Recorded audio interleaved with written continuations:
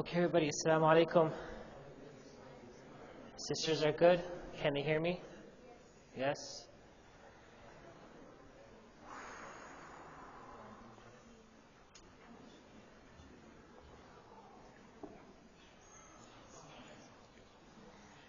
Bismillah ar-Rahman ar-Rahim. Nahmadu wa salli ala Rasul al-Kareem. You know, guys and girls, brothers and sisters, life is all about learning. Every day we grow, we learn something new.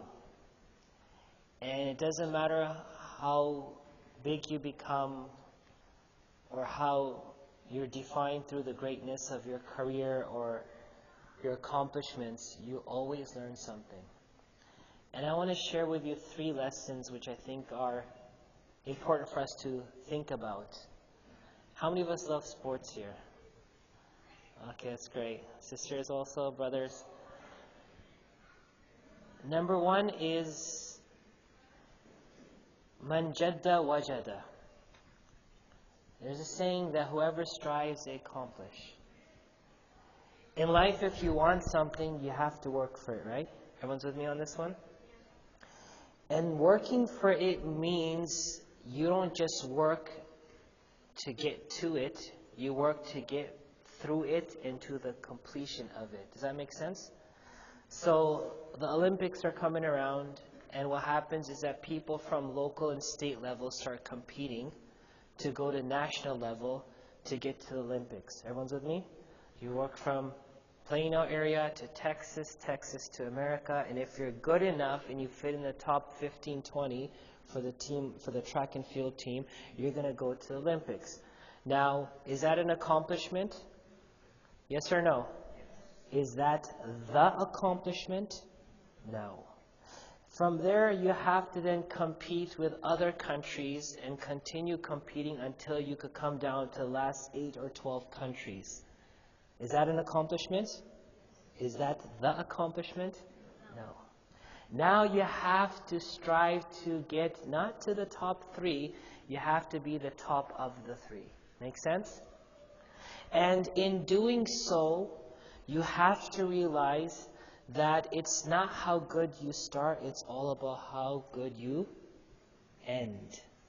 You know, a person can start great on a Formula 1 or in the Daytona 500, but no one cares about you if you don't finish first, second, or third, right? Actually first.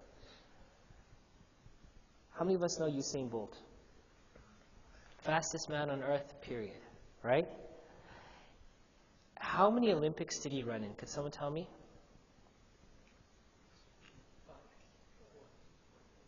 3. 3 Olympics. Span it out between 4 years each, 12 years.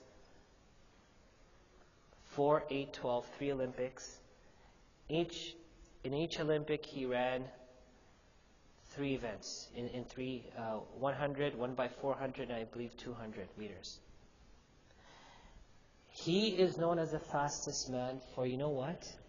If you summarize and you put together the entire time he spent on the track in those 3 Olympics, in those 9 events, you know how much time it is? 116 seconds. Usain Bolt is known as the fastest person for 116 seconds. For 9 events in 3 Olympics in a span of 12 years, he is known for 116 seconds.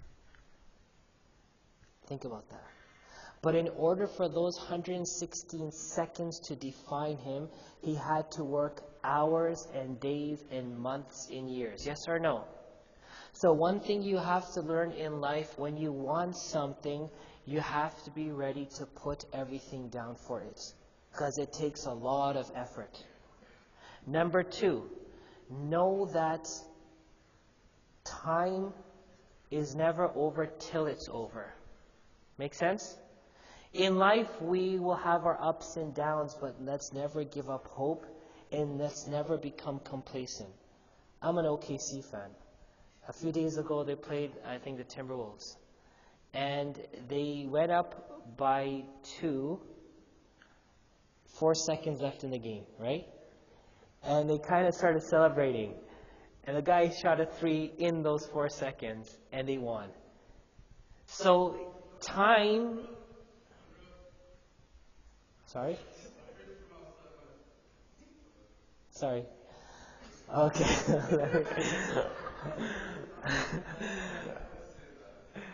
So, in a similar fashion, every second of your life is important. And when you miss a second, you may never realize your potential. The Prophet Muhammad sallallahu alaihi wasallam said, "An-nasu ma'adinun ka ma'adini al-dhahabi wal-fidda." Every human being is a mine. Could someone tell me what a mine is? Sisters are also welcome. Please, I encourage you, please participate. What's a mine? What comes out of mines? Gold, silver, diamonds. Make sense? A lot of precious, beautiful things come out from mines. The deeper you go, the more beautiful things come out. Rubies, emeralds, gems. Have you heard of these things? Right? These are precious stones. Everyone's with me? But if you don't dig down below, are you going to find these things? Are you going to just walk on the street and find a diamond just sitting there? No. You have to make effort for it. And you have to excavate. And then you have to extract. Now, in your lives, Allah has given you all, brothers and sisters, a potential. Allah has given you a quality. Allah has given you something that you're unique for. But until you don't dig deep down inside, you won't know what it is. Some will dig and they'll stop. There's this cartoon I saw on Facebook, someone posted. There's a guy who dug and he stopped, and just maybe a few inches away from there was a diamond sitting. But he gave up. He's like, I did all this, and what worth is it? But if he tried a bit more, what would he have got? The reward. But he gave up.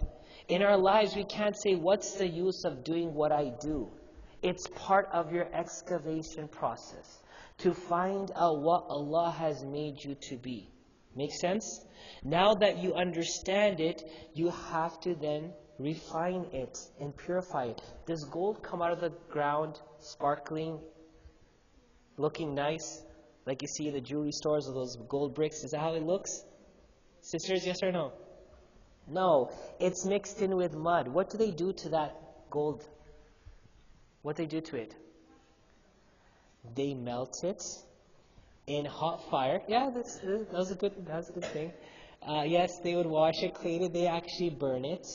And when they burn it, all the dirt comes off of it and it becomes pure gold. Now, when they throw it into the molds, does it come out shiny? No. Does it become jewelry, necklaces, and rings? No. You take that now, you break it down even more, you mold it, you create something out of it, you polish it, and now it becomes like a $1,000 necklace. Do you understand what went into that? First, you have to dig down below and excavate and extract. Then you have to purify. Then you have to mold it. And then it has a value. In order for your value to come out, it's not going to be just in raw talent. You have to continuously work on it. I'll end with this one story. There was a child who one day the Imam said to him, go to the masjid, learn Quran. This kid went one day. And the Imam said to him on the first day, I'm going to teach you something that is priceless. Not MasterCard. It's priceless, right? And so he's like, man, that's amazing. He goes, what is it? So the teacher said, La ilaha illallah Muhammadur Rasulullah. He's like, man, that's it. I got something priceless. It's like a credit card with no balance. Like no limit. So he's running out. He goes outside. He goes, you know what? I need to get my shoe fixed. So he went to the guy who fixes the shoes and said, I want my shoe fixed. So he looks at it, goes, okay, it's going to cost you this much. He goes, don't worry. I'll give you something that's priceless. He goes, listen, man, don't mess with me. Give me my $5. I'll fix your shoe. He goes, no, I'll give you something that's priceless. What is it that you can give me? What did he say to him? La ilaha illallahu Muhammadur Rasulullah. You know what that man did? He took the shoe and threw it on his face. Let's get out of here. Don't waste my time. So the kid went back to the teacher and said, "Teacher, you lied to me." "How did I lie to you?" He said, "You told me its prices. It couldn't fix a shoe for $5. What is this?" He said, "Okay, I understand." He goes, "Come with me." He went to his room. He opened up this cupboard. He opened the safe, and inside it was a bag. He said, "Take this bag. Inside it is a stone. I want you to take it and find out what a person's willing to pay for it." He said, "Fine." So he goes down to the marketplace. The guy's selling vegetables. This is an olden day story, so they use weights on this scale. He goes, "So you want to buy this thing?" He goes, "Yeah, it looks okay. I could use it for one of my weights. I'll give you $2 for it." "Okay, fine." He goes to another place. Long story short, someone offers him $2, $5, $6. He comes back, tells the teacher. Teacher asks him what happened. He goes, "People offered different prices." "Okay, I want you now to take it to a jeweler. Don't sell it. Just ask, what would you pay for it?" So he walks into the jewelry store. Everyone's laughing. What's this kid doing in a jewelry store? He puts this bag on the counter. Jeweler comes. Guy comes, the worker. He opens it up. He's gobsmacked. Like, whoa. He calls the jeweler. The jeweler comes. Looks at it. He said, "Where'd you steal this from?" He said, "I didn't steal it." "Where'd you get it from?" He goes, "It's my teacher's. He's asked me to inquire from you, what's the value of this?" He said, "This thing is worth more than everything in my shop. I don't have the money for it. Go to the next store." Long story short, he was sent out of town to another store, and they said, "This thing is literally priceless. We don't have the money for this thing. We can't afford it. I can't even put a number on this thing." He went back to his teacher. So what happened? He said, "They said they don't have the money for it. It's a price that they can't put. It's a number they can't figure out." He said, "Do you understand now?" The biggest problem is that we're trying to find the value of our Islam in the world. It's like taking it to the grocery store. Your value as a Muslim will come out when you are a strong human being and you're spiritually rooted. Then the people will understand your value. Until then, don't jump for it. How many of us want to be someone in this world? Anyone? Allah wants you to be someone. That's why He made you.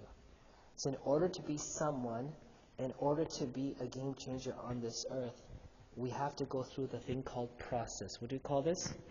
Process. It's going to take time. But one thing we won't do. 3 things we're not going to do. What's number 1? Are we going to give up? Yes or no? Are we going to continue exploring? And are we going to then go through the entire process so that we can show the world the greatness of who we are through our Islam? Yes. So with that, inshallah, I conclude. I know you guys have activities tonight, inshallah. I want to open the floor for questions from the sisters and the brothers. I apologize, I'm a bit tired right now, but I'm open for your questions, inshallah, so I will not speak. I'll give you guys the floor, inshallah. Yes? I just want to introduce yourself to people who are here. Thank you. Introduction. So, she's in high school, alhamdulillah. What else? I'm a fanatic for basketball. Every time OKC comes to town, I meet Russell Westbrook in Orlando. Couldn't meet Kevin Durant because, sorry, alhamdulillah. Other than that, alhamdulillah, I was the first Muslim to give the opening prayer in the Florida Senate. I worked for the Bernie Sanders campaign. I have a podcast called Raw Islam with Imam Azhar, and alhamdulillah, if you want to know more, imamazhar.com is my website, inshallah. Yes? Who?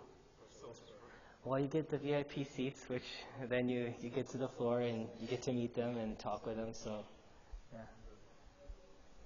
They lost today, huh? It's going to take time. They have to gel. Sisters, questions. Brothers, questions. Anyone, please. You're part of this gathering today, inshallah.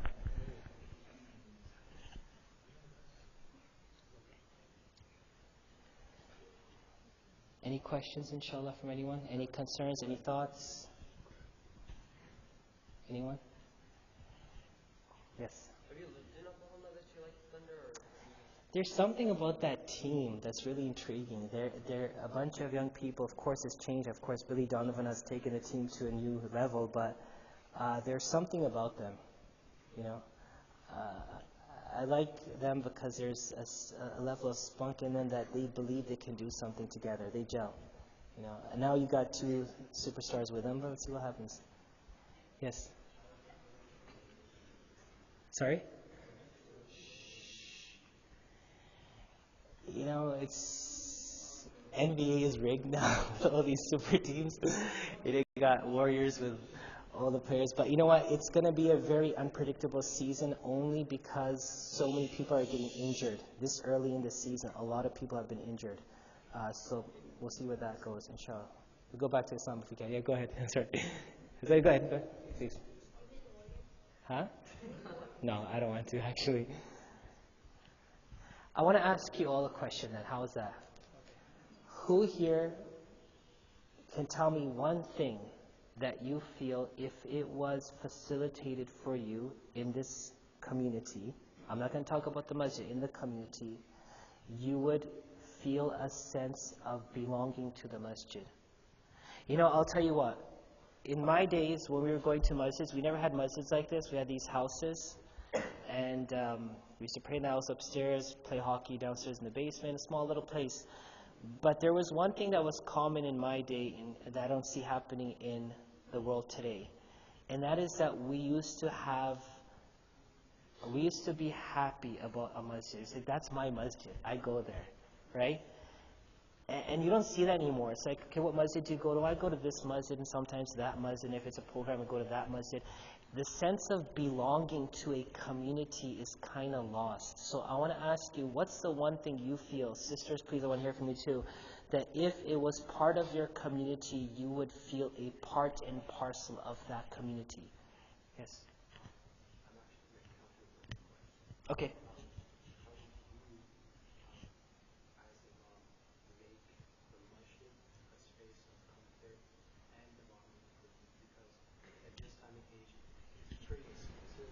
And it's not just with like uncles and aunties being like, judging and whatnot. It's actually the kids themselves that push out other kids. They have the people who want to come and try different measures, try to be part of the community.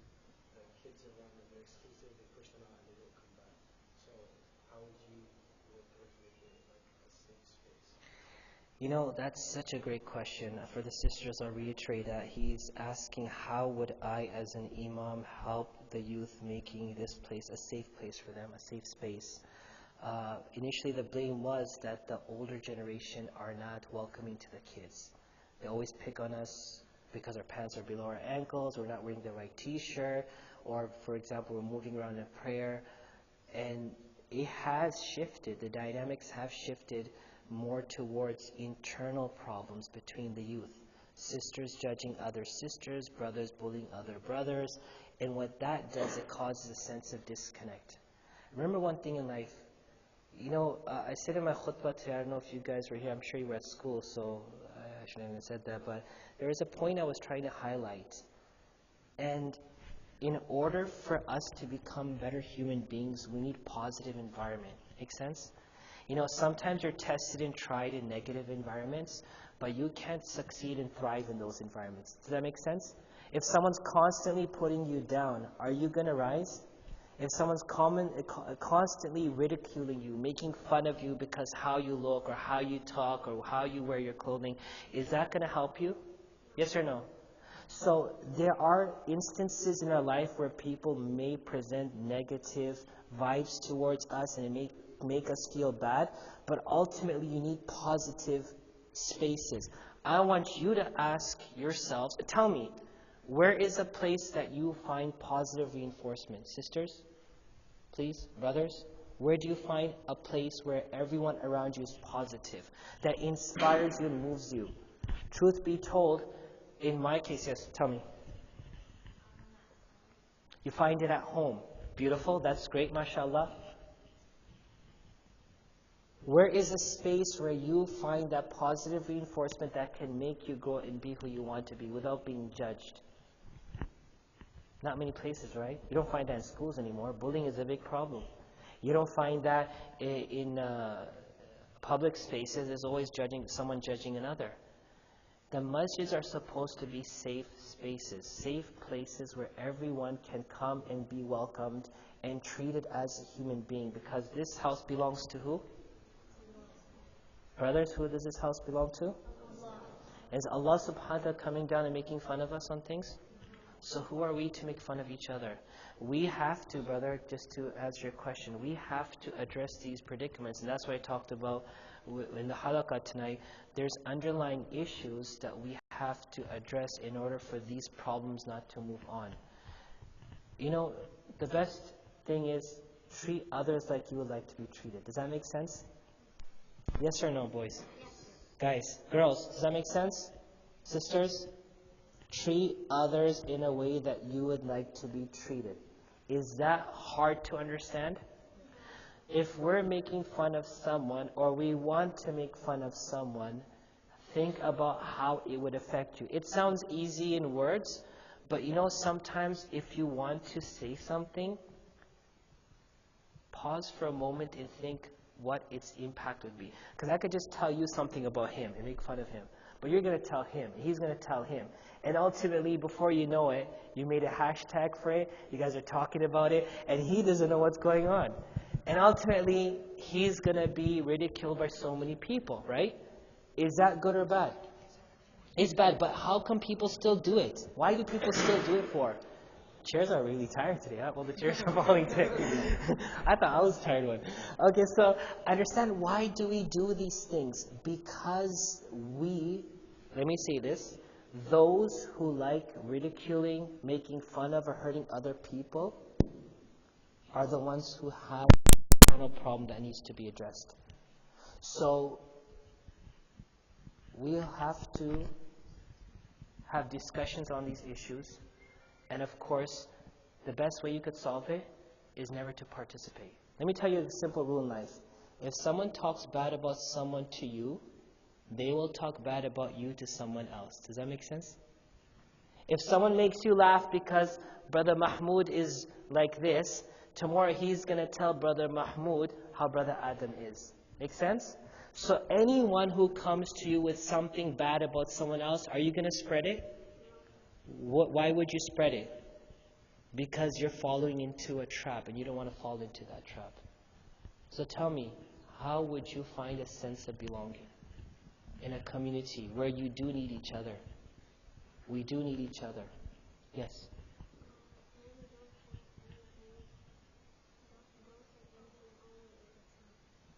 Don't say anything unless it's nice. I like that. How many of us have seen a car?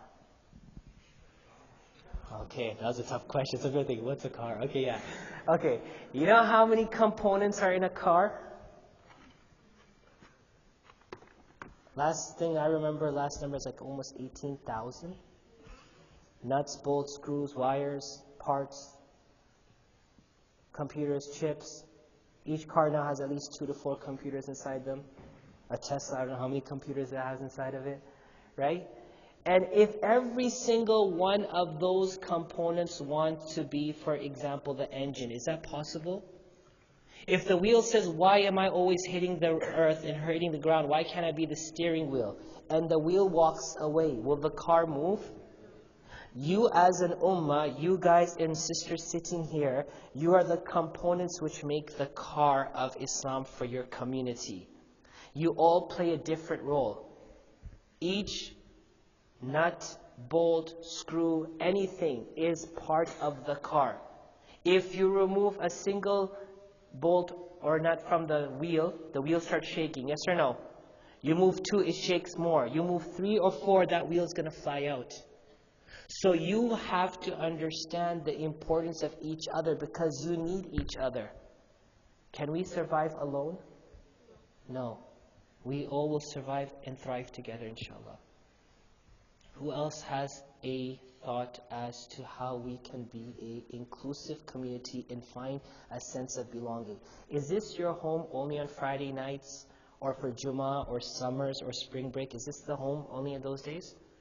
Did you know that this place plays a vital role in your life on a daily basis? How could you call this your home? How could you call this your second home? Yes. Sisters, I hope you're writing some questions or thoughts, please. Inshallah. Yes.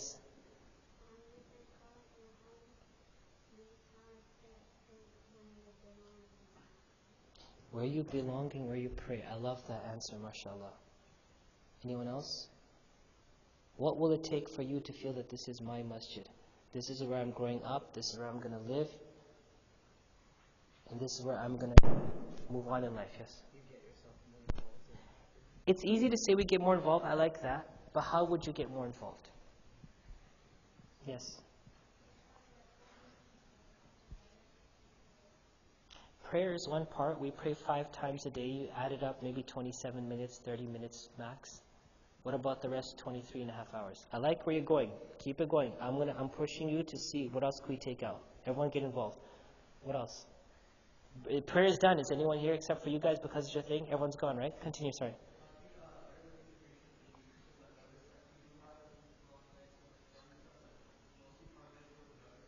Uh-huh.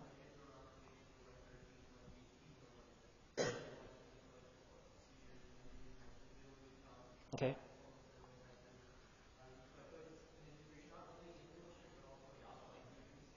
Yeah.